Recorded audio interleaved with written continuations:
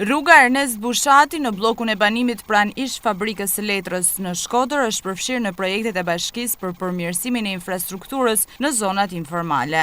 Sipas drejtuesve të punimeve, është realizuar rreth 80% e volumit të punës në të gjithë sipërfaqen prej 750 metra katror, ku zbatohet ky projekt me të gjitha elementet, nga kolektorët, pusetat, rrjeti i ujësjellësit e ndriçimit dhe deri tek asfaltimi. Fondi i investimit në këtë rast arrin në mbi 7.914.000 lekë të reja. Banorët theksojnë se rregullimi i kësaj rruge ka qenë kërkesa kryesore e dhjetra familjeve të këtij bloku prej rreth 3 dekadash. Gjendja shumë e keqe për rrugën.